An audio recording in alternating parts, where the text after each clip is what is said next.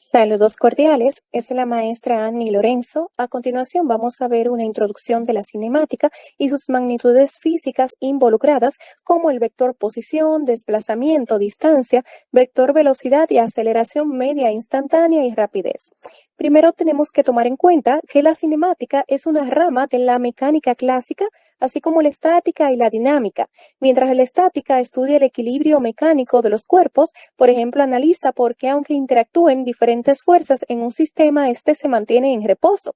Sin embargo, la dinámica estudia el movimiento y las causas que producen ese movimiento. Por ejemplo, en esta animación, la dinámica trata de analizar por qué esta personita se está moviendo gracias a la fuerza neta que está aplicando este otro personaje. Así también un objeto puede moverse sin que actúe fuerza neta sobre él, y esas implicaciones lo estudia la dinámica. Sin embargo, hoy vamos a enfocarnos en la cinemática. Esta rama de la mecánica clásica estudia el movimiento, pero sin tomar en cuenta las causas que lo producen. Por ejemplo, la cinemática analiza qué desplazamiento, con qué velocidad y aceleración se mueve un objeto, pero no toma en cuenta qué causa ese movimiento.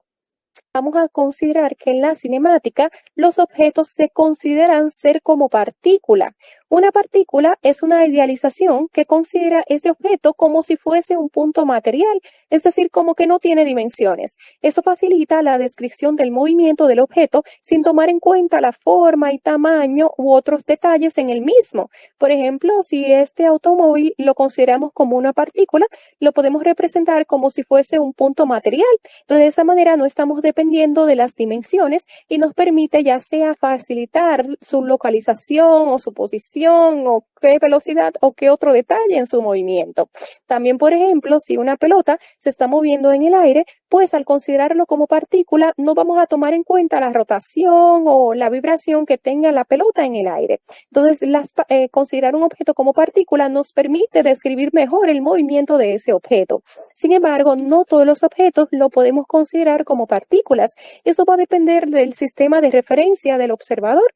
Por ejemplo, una persona que desde el suelo vea un avión, en ese momento sí puede considerar el avión como partícula, que lo puede considerar como un punto material que se está moviendo o que está cambiando de posición sin tomar en cuenta las dimensiones del avión. Sin embargo, una persona que esté dentro del avión ya no puede considerar el avión como un punto material. Entonces, para esto vamos a depender de un sistema de referencia. El sistema de referencia es un sistema de coordenadas. Por ejemplo, podemos representar la trayectoria rectilínea en el eje horizontal como si estuviese en el eje X, mientras que su trayectoria rectilínea vertical la podemos representar como si estuviese en el eje Y. Ya si la trayectoria, por ejemplo, es en dos dimensiones, por ejemplo, esta trayectoria curvilínea que cambia en la posición en X y en Y, pues la podemos representar en un sistema de coordenadas con los ejes X y Y. Tanto podemos representar una trayectoria en tres dimensiones con el eje X, Y y Z. Este sistema de coordenadas vamos a establecer un punto fijo donde vamos a referir la partícula. Este punto fijo va a ser relativo, es decir, también va a depender del observador. Por ejemplo, si este automóvil ha pasado una iglesia y una casa, para un observador puede ser que el origen lo localice o el punto fijo sea la casa y de esa decir, bueno, en este punto determinado, pues el automóvil se encuentra a 3 metros. Sin embargo, otro observador puede decir que este mismo punto o este mismo carro en ese punto determinado se encuentra a 5 metros porque ha utilizado como origen la iglesia.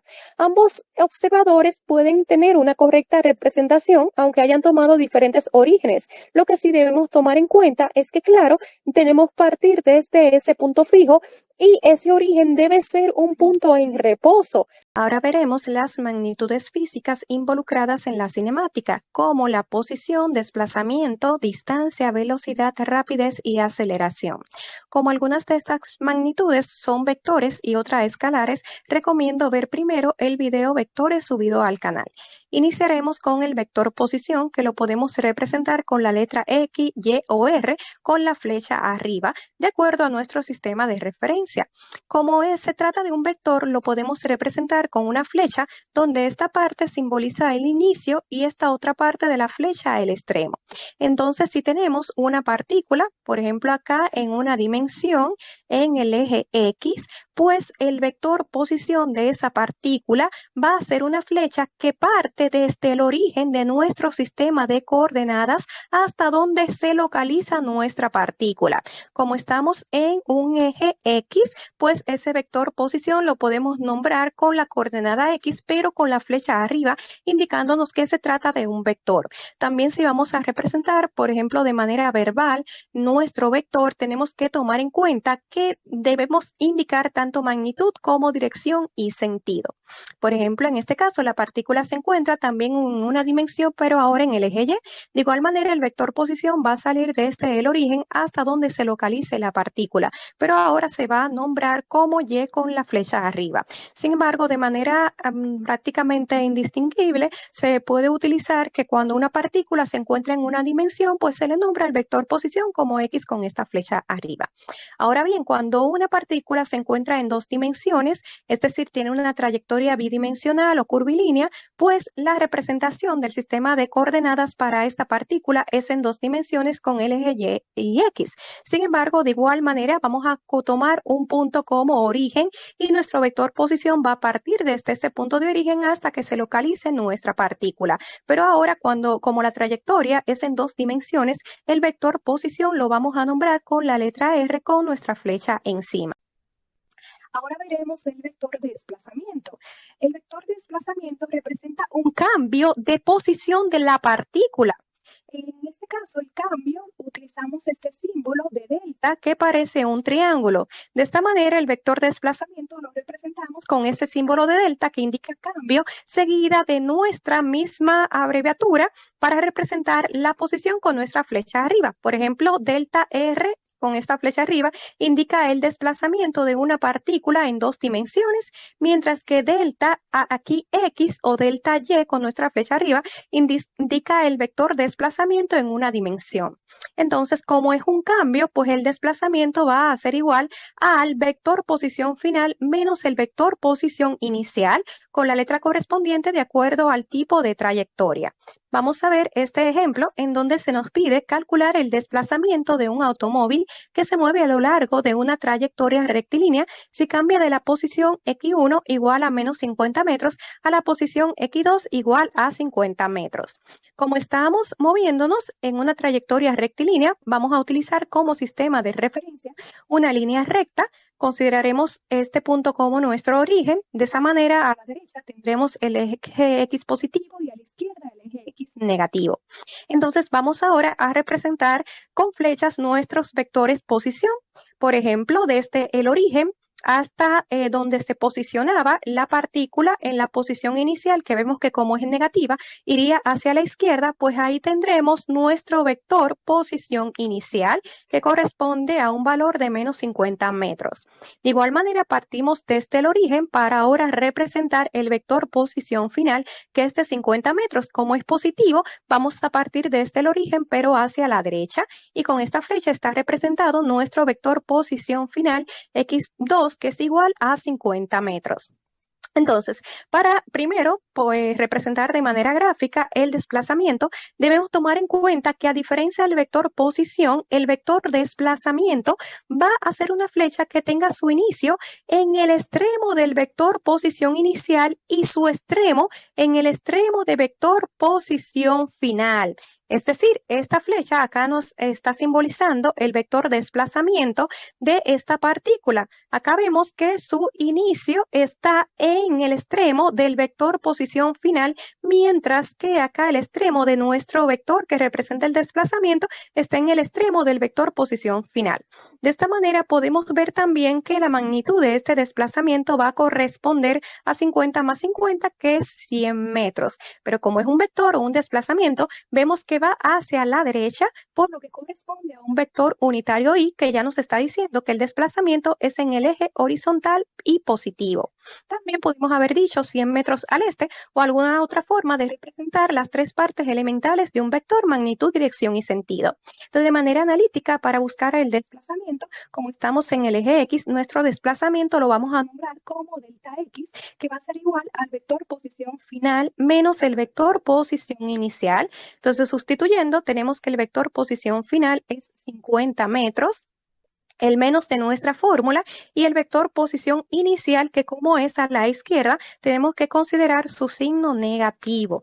De esa manera tendremos que va a ser igual a 50 metros, menos por menos más 50 metros, 50 más 50 igual a 100 metros. Como es un vector, además de magnitud 100 metros, vamos a indicar la dirección y sentido. Como nos dio positivo, significa que va hacia la derecha de ese eje positivo que corresponde al este, o el vector unitario y. Ahora veremos la distancia. La distancia realmente se trata de una cantidad escalar, es decir, solamente basta referenciarlo con una magnitud sin indicar o sin tener dirección y sentido. Este mide la longitud de la trayectoria. Por ejemplo, si una partícula tuvo una trayectoria curvilínea, como la que vemos acá, pues la longitud de esa trayectoria va a representar su distancia, mientras que el desplazamiento habíamos dicho que era el cambio de posición inicial y final. Es decir, la posición final menos la posición inicial. Entonces, fíjense que acá este desplazamiento representado por la línea verde es muy diferente a la distancia representada con esta línea intermitente. Eso nos está diciendo que la distancia y el desplazamiento no es lo mismo. De hecho, por ejemplo, podemos ver que en el desplazamiento no importa si nuestra partícula tuvo un movimiento curvilíneo, si tuvo una trayectoria recta o qué cambios hizo en la trayectoria. Lo que nos interesa es la posición final y la posición inicial. Entonces, como la distancia no es lo mismo que el desplazamiento, aún así van a haber algunos casos en los que sí coincida. Por ejemplo, solamente el desplazamiento va a coincidir con la distancia, o mejor dicho, la magnitud del desplazamiento va a coincidir con la distancia si la trayectoria de nuestra partícula es en línea recta siguiendo una sola dirección. Por ejemplo, en esta imagen podemos ver que nuestra partícula se está moviendo en una línea recta siempre hacia la derecha. De ese modo, pues el desplazamiento, la magnitud del desplazamiento va a coincidir con nuestra distancia. Por ejemplo, acá de manera simbólica ponemos entre barras absolutos el desplazamiento para indicar que se trata de su magnitud. De ese modo, por ejemplo, si estamos hacia la izquierda, donde el desplazamiento es negativo, pues su magnitud es positiva y va a coincidir con la distancia siempre y cuando la trayectoria de la partícula siga siendo en línea recta y en una misma dirección. También debemos tomar en cuenta que en un viaje de ida y vuelta, mientras el desplazamiento total va a ser igual a 0, la distancia recorrida va a ser distinta de 0 e igual a la suma de las longitudes de la trayectoria. Por ejemplo, este avión está haciendo un viaje de ida y vuelta, es decir, sale de ese punto y regresa a ese punto. El desplazamiento es igual a 0 porque la posición final coincide con la posición inicial.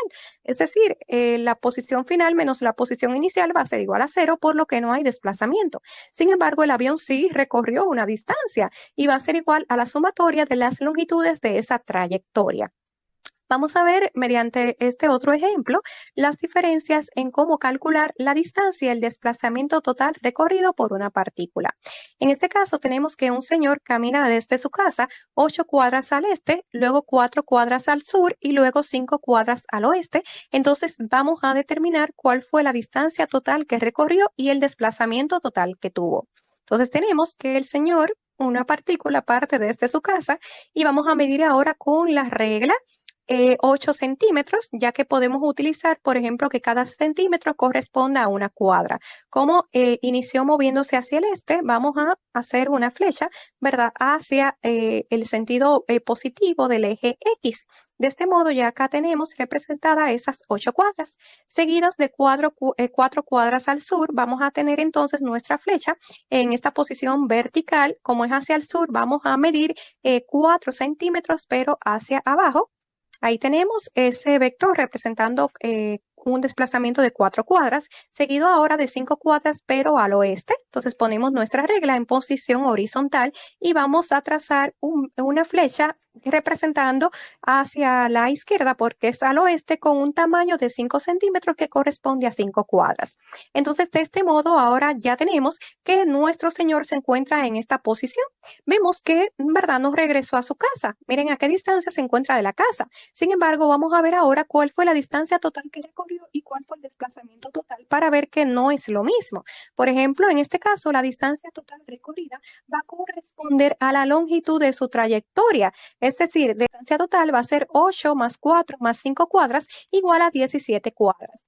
Sin embargo, recordemos que el desplazamiento corresponde al cambio de posición, es decir, la posición final menos la posición inicial. Entonces, gráficamente podemos ver que si colocamos una regla para medir el tamaño acá desde la posición final a la inicial, vamos a tener que el tamaño de la flecha va a corresponder a 5 centímetros. Entonces, eso corresponde a 5 cuadras, por lo que la magnitud de nuestro desplazamiento, a diferencia de la distancia que fue 17 cuadras, fue simplemente 5 cuadras. Como este se trata de un vector, tenemos que también indicar su dirección y sentido. Por ejemplo, si ponemos un transportador, vamos a ver que el vector de desplazamiento se encuentra a 53 grados. Entonces, el desplazamiento total va a ser de 5 cuadras a 53 grados al sur del este. De este modo vemos que mientras él recorrió una distancia de 17 cuadras, tuvo un desplazamiento de solamente 5 cuadras. Con esto también podemos ver que él pudo haber llegado a esa misma posición simplemente moviéndose 5 cuadras a 53 grados al sur del este, en lugar de tener que hacer por separado esos 3 desplazamientos. Entonces, con esto vemos cómo se trata la distancia de un escalar, mientras que el desplazamiento es un vector. Ahora veremos el vector velocidad. Este nos indica qué tan rápido se cambia de la posición inicial a la posición final, es decir, el desplazamiento en la unidad de tiempo. Acá también tenemos que resaltar que la velocidad no es lo mismo que rapidez. Mientras que la velocidad relaciona el desplazamiento con el tiempo, la rapidez relaciona es la distancia con el tiempo. Y ya vimos que distancia y desplazamiento no es lo mismo. Entonces, de la vector velocidad tenemos el vector velocidad media y el vector velocidad instantánea. Iniciaremos con el vector velocidad media. Este va a ser entonces la razón entre el desplazamiento total y el tiempo total. Es decir, para un intervalo de tiempo, delta t desde una t final, t2 menos una t inicial, de modo el vector velocidad media va a ser igual a desplazamiento delta x entre delta t para una trayectoria recta horizontal, o desplazamiento delta y entre delta t para una trayectoria recta vertical, o desplazamiento delta r entre delta t para una trayectoria bidimensional o curvilínea en 2 dimensiones. Vamos a ver este ejemplo en el que para un automóvil que se mueve a lo largo de una trayectoria rectilínea, nos piden calcular la velocidad media si cambia de la posición X1 menos 50 metros a la posición X2 50 metros en 1.5 segundos. Ya habíamos anteriormente representado los vectores posición y desplazamiento de esta partícula. Entonces tenemos que el desplazamiento de la misma fue de 100 metros. Recordemos cómo calcularlo. El desplazamiento es igual al vector posición final menos el vector posición inicial, que va a corresponder al vector posición final, que en este caso vemos que es de 50 metros, menos el vector posición inicial, que es de menos 50 metros, teniendo un desplazamiento total de 100 metros, en este caso hacia el este.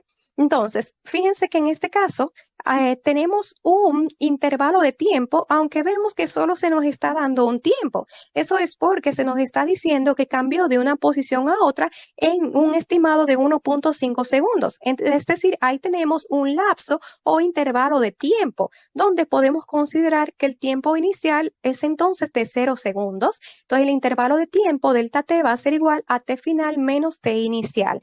De este modo, t final es ese 1.5 segundos menos la t inicial, que vamos a considerar 0 segundos, donde iniciamos a contar el tiempo. De ese modo, vemos que sí coincide con que nuestro intervalo de tiempo es igual a 1.5 segundos. Entonces, el vector velocidad media va a ser igual al desplazamiento delta x entre ese intervalo de tiempo delta t, siendo entonces igual al desplazamiento 100 metros entre el intervalo de tiempo de 1.5 segundos, que va a ser igual a 100 entre 1.5, que es igual a 66.7 metros entre segundo. Acá estamos viendo una unidad de la velocidad en el sistema internacional. Sin embargo, su unidad corresponde a una unidad de longitud entre una unidad de tiempo. También suele ser muy útil y práctico utilizar la unidad de velocidad como kilómetro por hora o algún otro múltiplo o submúltiplo del metro.